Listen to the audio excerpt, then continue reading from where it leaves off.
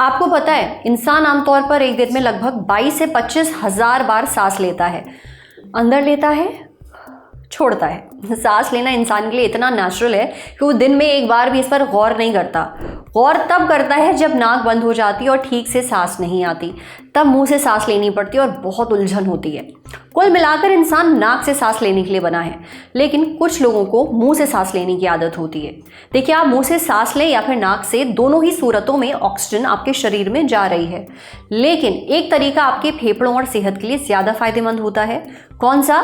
चलिए आज सेहत के एपिसोड में समझते हैं। डॉक्टर से जानते हैं कि नाक से सांस लेना ज्यादा हेल्दी है या मुंह से। नाक से सांस लेने के क्या फायदे हैं और नुकसान हैं, और मुंह से सांस लेने के क्या फायदे और नुकसान हैं। साथ ही जानेंगे अपनी ब्रीदिंग कैसे ठीक करें। सुनिए। Powered by Sensodyne K. SLS और पैराबेन गॉन तो उसका करंट ऑन। What then? इसके पोटेशियम आयंस करें टूट का करंट गॉन, लाइव का करंट ऑन। हम सबको आदत होती है नाक से सांस लेने की। हम मुंह बंद करके सांस लेते हैं। मुंह से सांस हम तभी लेते हैं जब हमें जल्दी जल्दी सांस लेना हो या कोई हमारी नाक बंद हो जाए, वो वजह है। तो हम सब लोगों को नाक से सांस लेने की आदत है जब हम रेस्टिंग पोजीशन में होते हैं या हम जो नॉर्मल अपनी एक्टिविटीज में होते हैं। जिस भी समय हमें भागेंगे तो जल्दी जल्दी सांस लेना है, तो हम वो मुंह से लेते हैं। क्यों? क्योंकि नाक से सांस लेने में थोड़ा रेजिस्टेंस होता है, तो उस समय हमें हमारी सांस भर जाती है, तो हम वो मुंह से सांस लेते हैं। अब हम बात करते हैं कि किस में ज्यादा फायदा है। देखिए, नाक से सांस लेते हैं हम, क्यों नेचुरली हम नाक से सांस लेते हैं, उसके दो फायदे हैं। एक फायदा तो ये है कि हमारी नाक एक फिल्टर की तरह काम करती है, जिसके अंदर वो गंदगियां फिल्टर हो जाती हैं। प्लस जो सांस हमारे अंदर जा रहा है वो ह्यूमिडिफाई हो जाता है, ड्राइनेस खत्म हो जाती है, क्योंकि नाक का हिस्सा जो होता है मॉइस्ट होता है, वो उस हवा को ह्यूमिडिफाई कर देता है। तो ठंडी और सूखी हवा हमारे अंदर लंग्स में नहीं जाती है, तो ये ज़्यादा हेल्दी है। प्लस हमारे नाक में जो है उसकी इम्यूनिटी इन्फेक्शंस वगैरह को भी रोकती है, तो नाक से सांस लेना डेफिनेटली ज़्यादा हेल्दी होता है। कुछ एक वजह हो सकती है जिससे व्यक्ति जो है मुंह से सांस ले, लेकिन मुंह से सांस लेने के ये नुकसान है कि मुंह से सांस लेने में ड्राइनेस ऑफ माउथ, यानी मुंह में सूखापन रहने लगता है, क्योंकि वो सारा मॉइस्चर जो है हवा के साथ चला जाता है। दूसरा, हमारे जो इसका टेम्परेचर कंट्रोल वो उतना अच्छा नहीं होता है, और मुंह से सांस लेने के अंदर हमारे को थकान ज़्यादा होगी। ब्लॉकेज हो सकती है जुकाम की वजह से, ब्लॉकेज हो सकती है नाक की हड्डी टेढ़ी होने की वजह से, ब्लॉकेज हो सकती है पॉलिप्स बन जाने की वजह से नाक के अंदर, जो एक सूजन एलर्जी की वजह से होते हैं। तो उन कारणों से नाक का रास्ता टाइट हो जाता है, कैविटी, नेजल कैविटी छोटी हो जाती है, तो हमें सांस लेने में दिक्कत होती है। तो हम नेचुरली सांस लेने के लिए मुंह खोलते हैं, तो ऐसे व्यक्ति अनकंफर्टेबल होते हैं। हम अभी भी सोच के देखें कि नाक बंद है और हम बैठे हुए, हमें मुंह से सांस लेना हो, तो एक बहुत ही अनहेल्दी फीलिंग होती है ये।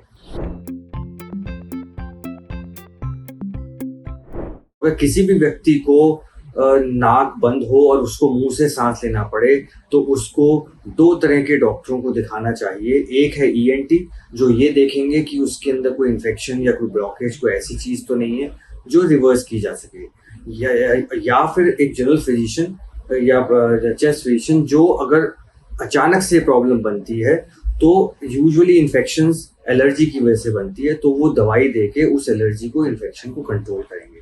तो अगर किसी भी व्यक्ति को ऐसा हो कि उसको मुंह से सांस लेनी पड़ रही है, नाक से नहीं ले रही है, तो उसे डॉक्टरी सलाह जरूर लेनी चाहिए। तो ये तो आप समझ गए कि नाक से सांस लेना बेहतर है। अगर किसी वजह से आपको नाक से खुल के सांस नहीं आ रही है तो डॉक्टर से जरूर मिलें। अब बढ़ते हैं सेहत के अगले सेगमेंट की तरफ, तन की बात। अगर आप अपनी आंखें डोनेट करना चाहते हैं तो ये कुछ जरूरी बातें जान लीजिए।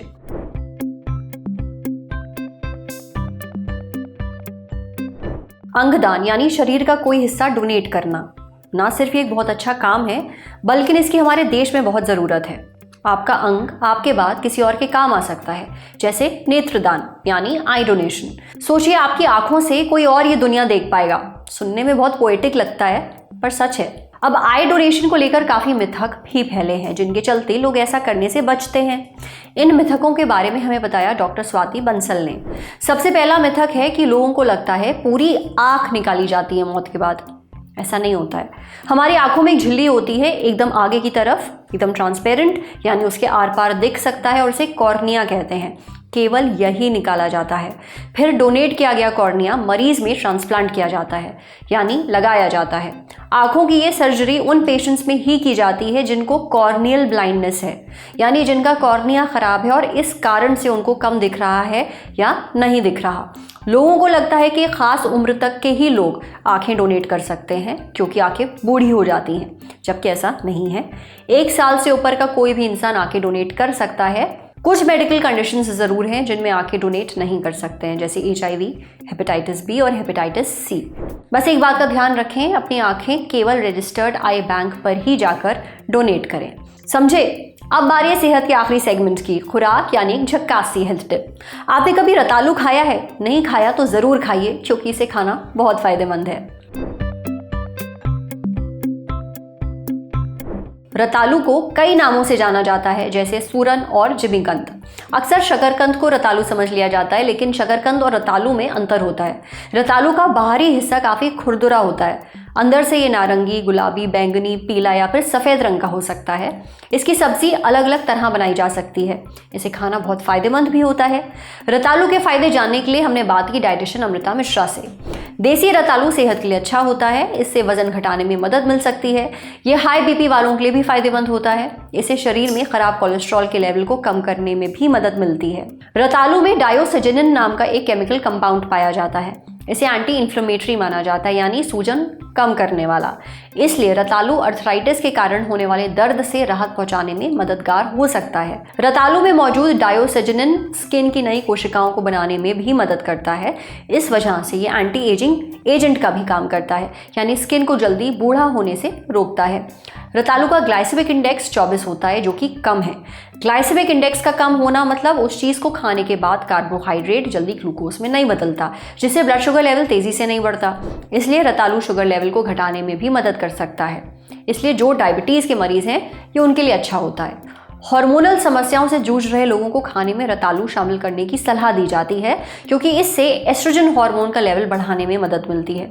लेकिन डाइटिशियन अमृता के मुताबिक जिन लोगों को अस्थमा है, जो महिलाएं प्रेग्नेंट हैं, या अगर किसी को एलर्जी है, तो उन्हें रतालू से दूर ही रहना चाहिए। आज सेहत पर इतना ही। अगर आप एक डॉक्टर हैं, हमसे कुछ शेयर करना चाहते हैं, तो जो email ID इस वक्त आपको अपनी स्क्रीन पर दिख रही है, उस पर हमें एक मेल भेज दीजिए। शुक्रिया।